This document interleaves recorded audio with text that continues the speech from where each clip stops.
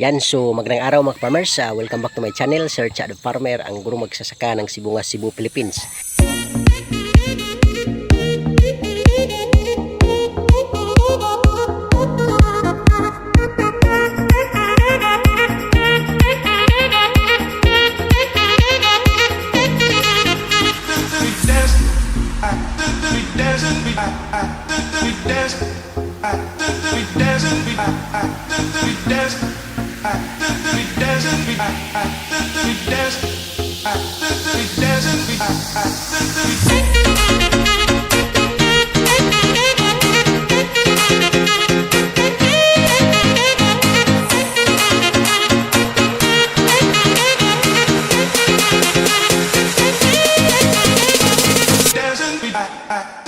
If you are new to this channel mga farmers, please don't forget to subscribe and click the notification bell in order for you to be notified with my coming videos.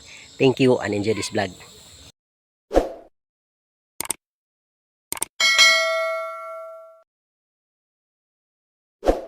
Yan, so for today's vlog mga farmers ay babahagi ko sa inyo yung aking ika-5 harvest ng aking Galaxy Max F1 na ampalaya or bitter gourd.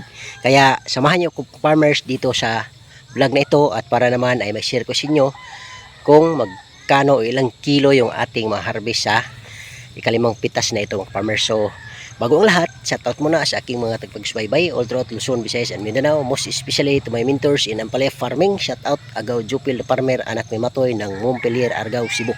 Shoutout Gaw. At the same time, shoutout also sa ating mentor Agaw Pino Oyanggurin Kaminadi ng Barangay Manatad, Sibunga, Cebu. Shoutout Gaw.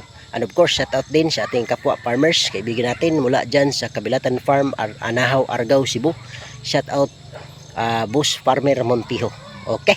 At the same time, shoutout din sa ating kaibigan mula dyan sa Manila. Of course, shoutout by Lakas ng Negros TV.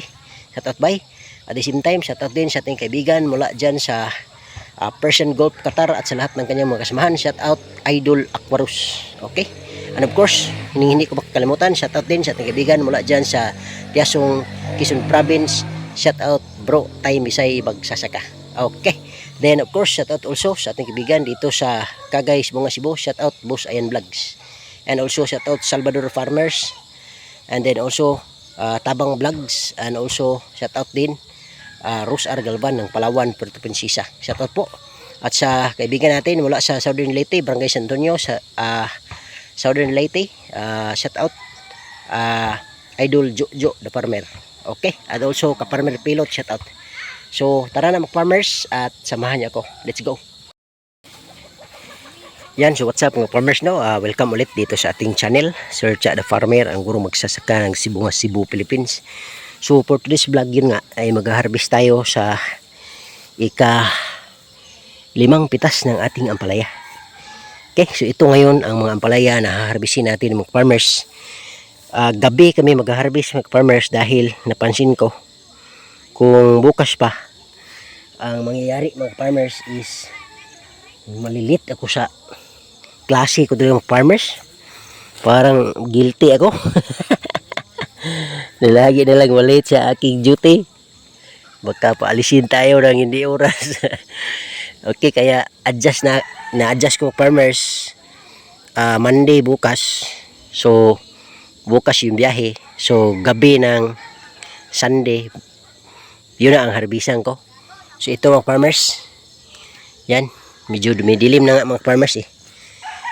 Amazing mga farmers dahil sa tingin ko maraming harvest natin ngayon mga farmers. Yan. Sa yung ano natin mga farmers ngayon is nakafocus sa dingding mga farmers, sa wall ng ating ampalaya dahil nandito po ang maraming bunga. Pero ang iba nandito na rin sa atip. Okay, so yan, pero kalimitan is ano talaga sa wall, dingding ng ating ampalaya mga farmers. Yan. Yan o, malalaki na mga farmers.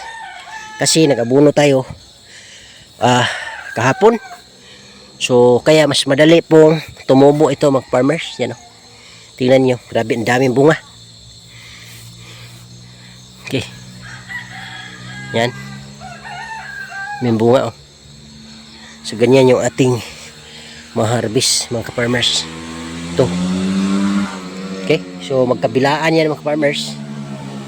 Maraming bunga. So sa ingay ng motor, litse. Okay, so yan mga farmers, oh. Gaganda ng harvest natin. Yan po ang ating haharbisin this day, no? So unang-una, maraming salamat sa ating Panginoon, at yun nga, nabigyan tayo ng ganito kadaming biyaya mga farmers.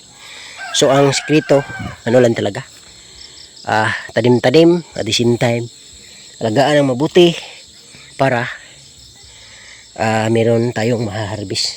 So ganyan bro, so, kita nyo mga farmers, oh. Dami na yan mga farmers, oh, kita nyo. So ganyan siya mga farmers. Ito sa atip na yan mga farmers, no, maraming bunga. Dito tayo sa baba. Anyways, papakita naman natin yung kabuuang harvest natin mamaya mga farmers. Okay, or bukas na ng umaga mga 5:30 pwede, para mas clear yung video mga farmers. Yan. So ito yung ating harvestin, malalaki na talaga. Ganyan, oh. Kikita nyo. Yan. So, marami ng nasa atip din. Especially in this part, oh. Yan mga farmers. Yan. Marami na. Kasi may atip na siya. Pero hindi pa makapal, oh. Wala. Pa? Kunti pa lang yung atip mga farmers. Pag to, mas dumami yung mas kumapal yung ating atip mga farmers, mas mararami ang bunga. Pa to 56 days. So pa? Wala pang 2 months mga farmers. So ganyan. Yan, oh. Malalaki na talaga yung bunga mga farmers. So ganyan yung ating ampalaya. Napakaganda mga farmers. Ito po ang resulta kapag yung pagpa-farm natin ay may kasamang pagmamahal. Charot. So ganyan mga farmers. So yan, tingnan mo yung ating mga ampalaya. Madilim na. Nako, pailawan natin. So ganyan. Okay, turn on the lights. Okay. So dito naman sa baba, ito yung ika-7 plots mga farmer. Plot mga farmers, yan, oh. Sus, ang ganda mga farmers. Yuhu, grabe talaga. Thank you Lord. As in, walang sawang pasasalamat sa Panginoon. Ito, very good size. Ganyan yung ating ampalaya ngayon mga farmers. Grabe talaga. So, thank you so much. Once again, thank you talaga sa ating mentor. Kasi kung wala yung mentor natin, simula nung 2022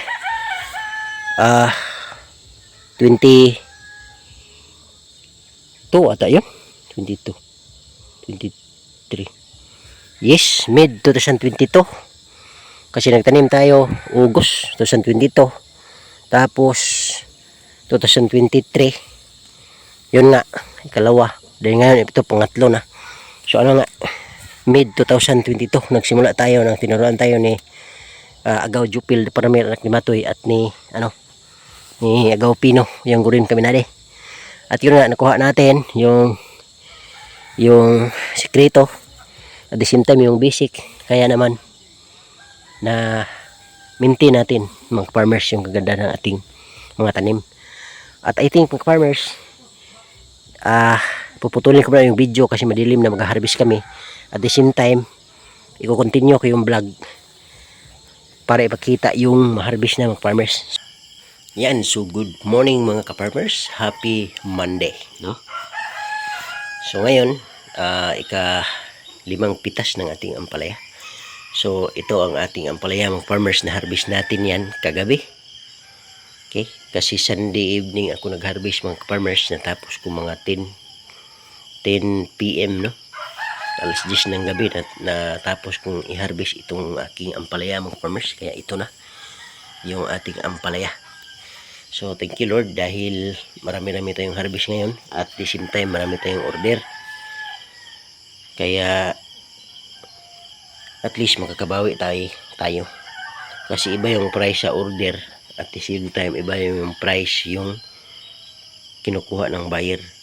Kasi mababa yung kinukuha ng buyer, tapos yung order is naka SRP price siya, kaya mas kikita tayo doon tayo mabawi. Kasi ngayon ang gulay mahirap talaga, murang-mura mga farmers dito sa Cebu. Isipin mo, dati original presyuhan magre-range 60 to 80 per kilos bili ng buyer. Ngayon 25 to 30 pesos na lang farmers. Ang laki ng binaba. Kaya ano ako sa order, yung may order mga farmers, yun po ang aking tinatanggap ngayon dahil mas kumita tayo. Yan. So mayari mga farmers sa ating ampalaya, papadala natin sa carbon market. Although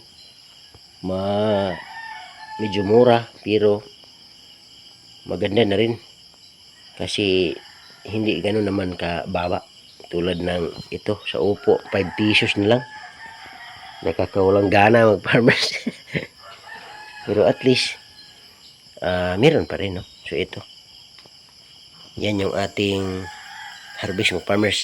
At the same time mga farmers, ano to, yung variety natin is mix, pero 95% Galaxy Max F1 itong dark green. Tapos ito mga farmers, kung nakikita ninyo, light green. So ito po yung experiment ko mga farmers na F2 or second generation. Kibali last time yung variety na ginamit ko is Mestiza F1. Ngayon nag-experiment ako sa F2. So yung bunga ng F1 pinapahinog, tapos yung seeds ng ating pinapahinog, which is ang F2 na ang itanim natin, at ito po ang kanyang pagmumukha. Sobra pong super light, parang pumuputi na siya mga farmers. Ganyan ang, kung ganito makikita mo sa market, F2 yan mga farmers, yung maputi na ampalaya, super light green. Ganyan siya. Yan po ang F2 mga farmers. Ngunit merong F2 din na kuan na Galaxy Max. Ito mas maganda sa mga farmers kasi hindi siya ganun ka light green. Parang sa original lang rin. Okay? So mas maganda based on my experience mga farmers ito, kasi ito si Istubilig. Pagdating sa ampalaya, pag gusto mong hindi bumili ng seeds para sa susunod na pagtatanim, ang gamitin mo na F2 is Galaxy Max F1 talaga. Kasi yung kulay nagmumukha na siyang Mestiza F1. Kibali hindi po masyadong maputi. So tama lang. Hindi tulad nito. Yan, kikita mo naman to si Istubilig. Yan. So iba talaga. So mas maganda yung Galaxy Max F2 kaysa Mestiza F2. So ganyan mga farmers yung ating harvest sa ampalaya. Titimbangin to mga farmers kasama yung upo para ma-prepare na natin, malagay natin sa bakat at mahakot natin papunta doon sa bahay ng nanay ko kasi nandun yun malapit kalsada. Okay, yan. So ito yung harvest natin mga farmers, yung ampalaya natin ito at saka ito, yan. So meron din dito at nandun din mga farmers, nandun. So overall ngayon harvest natin mga farmers is fifth harvest 67 kilos mga farmers. So goods na.